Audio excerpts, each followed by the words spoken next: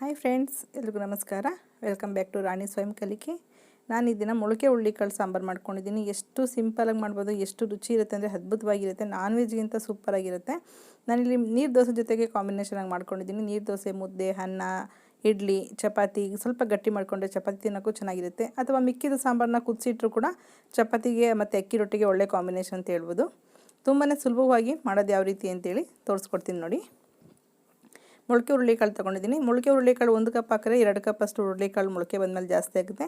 ನಿಮ್ಗೆ ಎಷ್ಟು ಬೇಕೋ ನೋಡಿಕೊಂಡು ನೆನೆಸ್ಕೊಂಡು ಮೊಳಕೆ ತೊಗೊಳ್ಳಿ. ಮೊದಲಿಗೆ ಸ್ವಲ್ಪ ಒಗ್ಗರಣೆ ಮಾಡ್ಕೊಳ್ಳೋಣ ಮಸಾಲೆನ.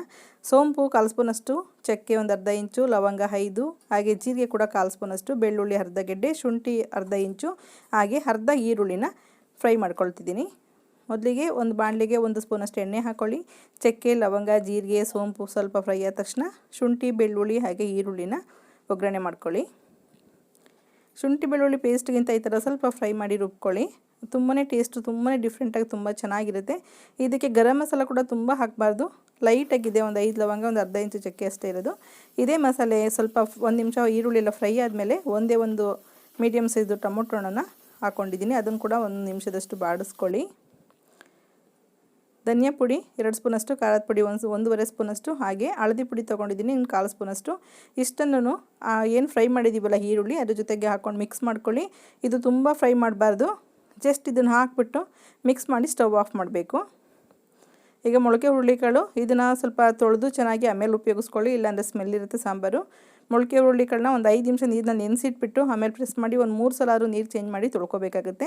ನಾನಿಲ್ಲಿ 2 ಬದನೆಕಾಯಿ ತೊಗೊಂಡು ಈ ಥರ ಹೆಚ್ಕೊಂಡಿದ್ದೀನಿ. ಬದನೆಕಾಯಿ ಕೆಲವೊಂದು ಸಲ ಕನೆ ಆಗುತ್ತೆ, ಅಂದರೆ ಸ್ವಲ್ಪ ಕಹಿ ಬರುತ್ತೆ. ಹಾಗಾಗಿ 1 ಸ್ಪೂನಷ್ಟು ಉಪ್ಪು ಹಾಕಿ ಉಪ್ಪಿನ ನೀರಿನಲ್ಲಿ ನೆನೆಸೋದ್ರಿಂದ ಬದನೆಕಾಯಿ ತುಂಬಾ ಟೇಸ್ಟ್ ಚೆನ್ನಾಗಿರುತ್ತೆ.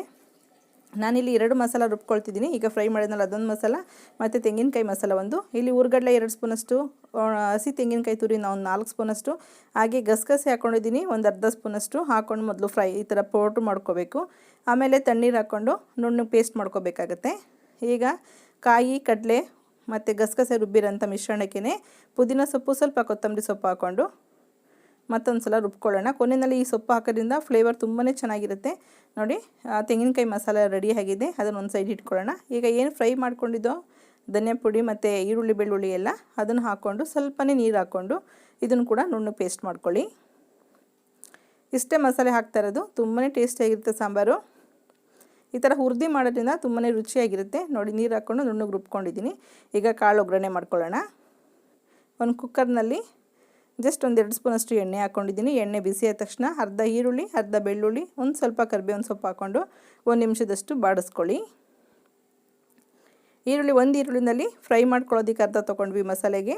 ಇಲ್ಲಿ ಅರ್ಧ ತೊಗೊಂಡಿದ್ದೀನಿ. ಮೊಳಕೆ ಹುರುಳಿಕಾಳನ್ನ ಒಂದು 3 ಸಲ ಚೆನ್ನಾಗಿ ತೊಳ್ಕೊಂಡಿದ್ದೀನಿ. ತೊಳೆದು ನೀರೆಲ್ಲ ಸೋರಿಸ್ಬಿಟ್ಟು ಈರುಳ್ಳಿ ಜೊತೆಗೆ ಹಾಕ್ಕೊಂಡು ಒಂದು 2ರಿಂದ 3 ನಿಮಿಷದಷ್ಟಾದರೂ ಫ್ರೈ ಮಾಡಬೇಕಾಗುತ್ತೆ. ಇಲ್ಲಾಂದರೆ ಹಸಿ ಕಾಳು ತುಂಬಾ ಸ್ಮೆಲ್ ಇರುತ್ತೆ. ಒಂದಿನ ಎಲ್ಲ ನೆಂದು ಮೊಳಕೆ ಕಟ್ಟಿರೋದ್ರಿಂದ ಆದಷ್ಟು ಈ ಥರ ಫ್ರೈ ಮಾಡಿದಾಗ ಓಪನ್ ಆಗೇ ಚೆನ್ನಾಗಿ ಒಂದು 3 ನಿಮಿಷ ಫ್ರೈ ಮಾಡ್ಕೊಳ್ಳಿ. ಸ್ವಲ್ಪ ನೀರು ಕೂಡ ಬಿಡುತ್ತೆ ಮೊಳಕೆ ಹುರುಳಿಕಾಳು.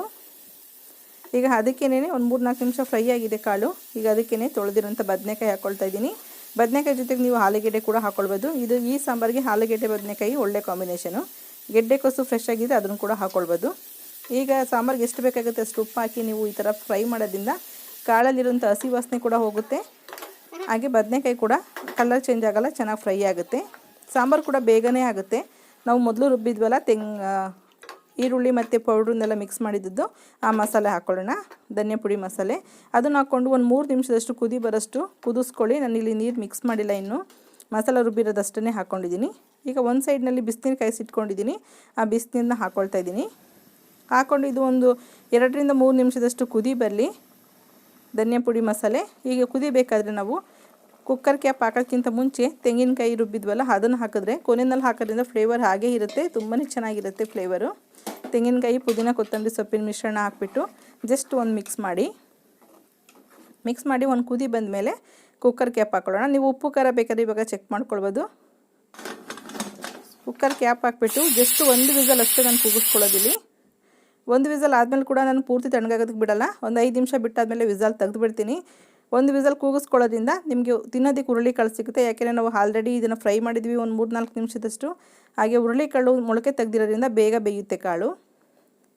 ಈಗ ನೋಡಿ ಕಾಳು ಚೆನ್ನಾಗಿ ಬೆಂದಿದೆ. ಇಲ್ಲಾಂದರೆ ತುಂಬ ಒಂದು 4-5 ವಿಸಲ್ ಕೂಗಿಸ್ಕೊಬಿಟ್ರೆ ಪೂರ್ತಿ ಬೆಂದೋದ್ರೆ ಸಾಂಬಾರಲ್ಲಿ ಕಾಳು ಸಿಗೋದಿಲ್ಲ, ಅದು ಗಟ್ಟಿ ಆಗಿಬಿಡುತ್ತೆ. ಮುದ್ದೆ ತಿನ್ನೋದಕ್ಕೆಲ್ಲ ಅಷ್ಟು ಒಳ್ಳೆ ಕಾಂಬಿನೇಷನ್ ಆಗಿರಲ್ಲ ಅದು. ಈಗ ಕೊನೆಯಲ್ಲಿ ಕೊತ್ತಂಬರಿ ಸೊಪ್ಪು ಹಾಕಿ ಜಸ್ಟ್ ಒಂದು ನಿಮಿಷದಷ್ಟು ಕುದಿಸ್ಕೊಳ್ತೀನಿ. ನೋಡ್ರಲ್ಲ, ಸಾಂಬಾರು ರೆಡಿಯಾಗಿದೆ. ಇದು ಮುದ್ದೆ ಅನ್ನ ಜೊತೆಗಂತೂ ಒಳ್ಳೆ ಕಾಂಬಿನೇಷನ್ ಫ್ರೆಂಡ್ಸ್. ಒಂದು ಸಲ ಟ್ರೈ ಮಾಡಿ. ನಾನು ಇದನ್ನು ಬೆಳಗ್ಗೆ 6:30ಗೆ ಮಾಡ್ಕೊಂಡಿದ್ದೀನಿ ಸಾಂಬಾರು. ಹಾಗಾಗಿ ನಾಷ್ಟಕ್ಕೆ ನೀರು ದೋಸೆ ಮಾಡ್ಕೊಂಡಿದ್ದೀನಿ. ನೀರು ದೋಸೆ ಜೊತೆಗೆ ಸಾಂಬಾರು ಕೂಡ ರೆಡಿಯಾಗಿದೆ. ಮಧ್ಯಾಹ್ನಕ್ಕೆ ಇದೇ ಸಾಂಬಾರಿಗೆ ಮುದ್ದೆ ಅನ್ನ ಮಾಡ್ಕೊಳ್ಬೋದು. ತುಂಬಾ ಚೆನ್ನಾಗಿರುತ್ತೆ ಟೇಸ್ಟು. ಈ ಸಾಂಬಾರು ಮಿಕ್ಕಿದ್ರು ಕೂಡ ಒಂದು ಒಳ್ಳೆ ರುಚಿ ಇರುತ್ತೆ ಸಪ್ರೇಟಾಗಿ, ತುಂಬಾ ಚೆನ್ನಾಗಿರುತ್ತೆ. ಒಂದು ಸಲ ಟ್ರೈ ಮಾಡಿ.